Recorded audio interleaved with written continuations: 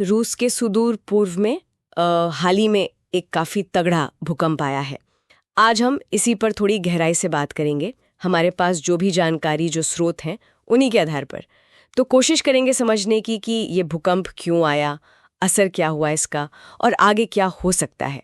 मतलब स्रोतों से क्या पता चल रहा है। चलिए फिर शुरू करते हैं। तो सबसे पहले ये हुआ कब और कैसे। जानकारी के मुताबिक ये सुबह सुबह का मामला है। स्थानीय समय शायद 4:23 और रिक्टर स्केल पर तीव्रता 7.2 बताई जा रही है। ये तो बहुत ज़्यादा होती है। इलाके का नाम एकदम साफ नहीं है स्रोतों में, पर लग रहा है कामचटका या साइबेरिया के आसपास का क्षेत्र है। और असर तो जबरदस्त रहा। सोचिए, झटके जापान और अलास्का तक महसूस किए गए। हाँ, ये तो काफ़ी बड़ी बात है। बिल्कुल। खबरें बता रही हैं कि इमारतें गिरी हैं, सड़कों में दरारें आ गईं और जाहिर है लोगों में डर तो फैला ही होगा। रूसी अधिकारियों ने फॉरेन लेवल रेड अलर्ट भी जारी कर दिया था।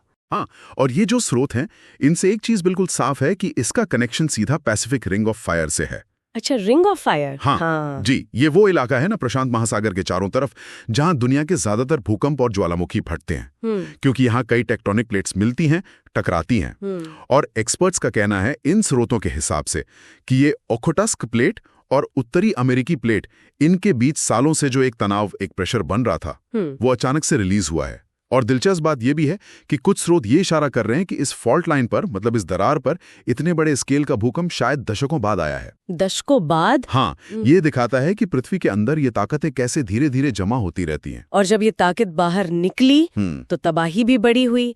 एक शहर का जिक्र है, हालांकि नाम साफ नहीं है स्रोत में। हाँ, कई शहरों पर असर हुआ होगा। बिल्कुल, वहाँ कई इलाके खाली कराने पड़े। और ये आंकड़ा देखिए, 5,000 से ज्यादा लोग विस्थापित हुए हैं। 5,000, ये बहुत बड़ा नंबर है। हाँ, ये अपने आप में बताता है कि हालात कितने गंभीर हैं।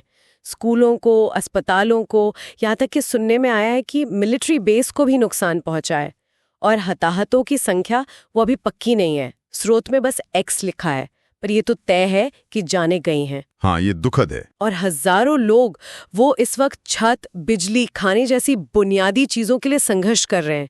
ये वाकई एक मानवीय संकट जैसा लग रहा है। बिल्कुल, और शायद इसीलिए रूसी राष्ट्रपति ने फौरन आपदा राहत के आदेश भी दिए हैं।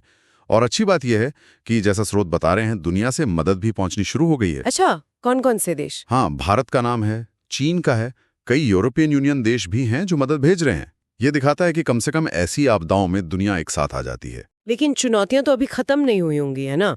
आफ्टर शॉक्स का जिक्र है स्रोतों में। हाँ, आफ्टर शॉक्स तो आते रहेंगे अभी कुछ समय। बचाव का काम भी जोरों पर चल रहा होगा।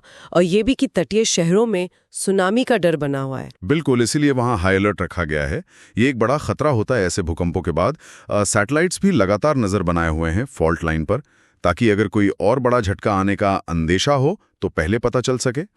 और यहाँ एक और दिलचस्प बात सामने आई है। स्रोतों के अनुसार भारत की जो NDRF टीम है ना, हाँ, राष्ट्रीय आपदा प्रतिक्रिया बल, बिल्कुल, उन्होंने एहतियात के तौर पर बंगाल की खाड़ी के लिए एक सुनामी एडवाइजरी जारी की है। अरे, मतलब यहाँ तक? हाँ, ये दिखाता है कि कैसे हजारों किलोमीटर दूर हुई एक घटना का असर और उसकी चिंता कहाँ तक महसूस हो सकती है।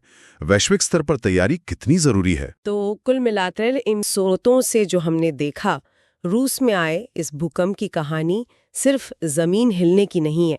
इसकी तीव्रता, वो टेक्टोनिक प्लेटों की अंदरूनी खींचतान, फिर बड़े पैमाने पर तबाही और उसके बाद दुनिया भर से जो मदद आ रही है, ये सब इसके हिस्से हैं। हाँ, और ये सब जानने के बाद एक बड़ा सवाल मन में आता है, जो इन स्रोतों को पढ़ते हुए भी लगता है, कि क्या हम सब, मतलब एक वैश्विक समुदाय के तौर पर, ऐसी भयानक प्राकृतिक आपदाओं से निपटने के लिए सच में तैयार हैं?